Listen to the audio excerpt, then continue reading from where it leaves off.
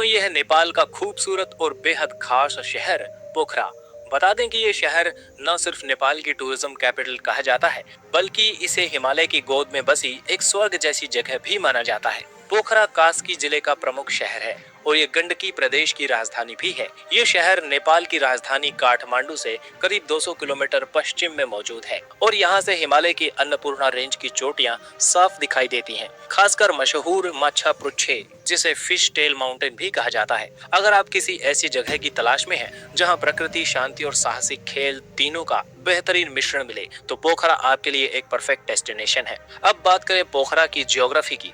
ये शहर समुद्र तल से करीब 827 मीटर की ऊंचाई पर मौजूद है, लेकिन इसके चारों तरफ की पहाड़ियां और हिमालय की ऊंचाई इसे और खास बना देती है। यहाँ का मौसम साल भर सुहावना रहता है। गर्मियों में हल्की ठंडक और सर्दियों में बर्फीली हवा। पोखरा 3 बड़ी झीलों के लिए जाना जाता है: फेवा झील, बेगनास झील और रूपा झील। इनमें से फेवा झील सबसे बड़ी और सबसे फेमस है, जिसके बीचों बीच बना ताल बाराही मंदिर नाव से जाने के लिए एक मशहूर टूरिस्ट स्पॉट है।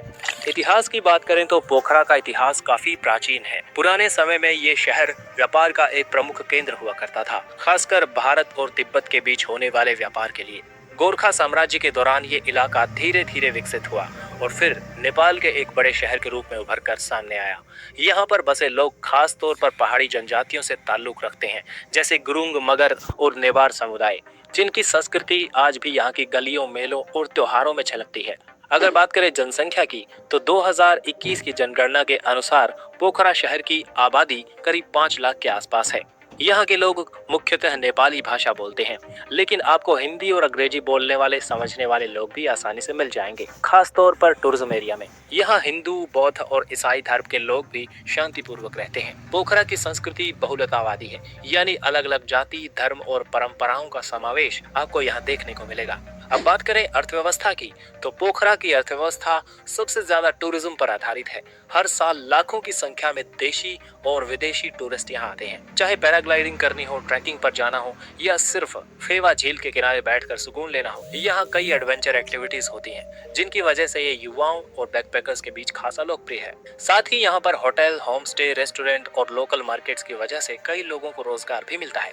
ट्रांसपोर्ट की बात करें तो पोखरा में एक नया इंटरनेशनल एयरपोर्ट 2023 में शुरू हुआ है, जिसे पोखरा इंटरनेशनल एयरपोर्ट कहा जाता है। इसके अलावा पुराना डोमेस्टिक एयरपोर्ट अभी भी चल रहा है, जिसमें आप काठमांडू से सिर्फ 25-30 मिनट की फ्लाइट में पोखरा पहुंच सकते हैं। सड़क मार्ग से भी पोखरा पहुंचना काफी आसान है। काठमांडू से टैक्सी, बस और बाइक से लोग यहां आसानी से पहुंच सकते हैं।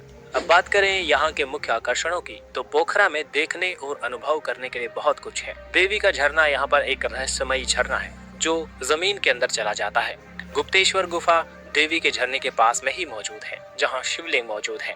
इसके अलावा पोंगड़ी कोट हिल, जहां से आप पूरे पोखरा का शानदार दृश्य देख सकते हैं। इसके अलावा विश्व शांति स्तूप, जिसे पीस पगोड़ा भी कहा जाता है, ये स्तूप फेवा झील के दूसरी तरफ पहाड़ी पर बना है और यहाँ से सूर्यास्त देखने का अनुभव लाजवाब होता है। इसके अलावा यहाँ का लेक साइड एरिया यानी फेवा लेक के किनारे का इलाका टूरिस्ट के लिए मस्ती और आराम दोनों का अड्डा है। यहाँ आपको cafe, live music, handicraft shops और बोटिंग सब कुछ एक साथ मिलेगा। तो कुल मिलाकर पोखरा एक ऐसा स्थान है या ऐसा शहर है जहां आपको नेचर, एडवेंचर, संस्कृति और सुकून सब कुछ एक साथ मिलेगा। कभी यहाँ बादलों से ढकी पहाड़ियां दिखेंगी, तो कभी नीले आसमान में उड़ते पैराग्लाइडर्स, कभी शांत झील के किनारे घंटों बैठने का मन करेगा, तो कभी अन्नपूर्णा रेंज की बर्फ से ढकी चोटियां आपकी आंखों को ठंडक देंगी। उम्मीद है आपको ये वीडियो पसंद आई होगी। अगर आप भी कभी नेपाल जाने का प्लान बना रहे हैं, तो पोखरा को अपने लिस्ट में जरूर शामिल करें। वीडियो पसंद आया तो लाइक कीजिए, शेयर करें और चैनल को सब्सक्राइब करना न भूलें।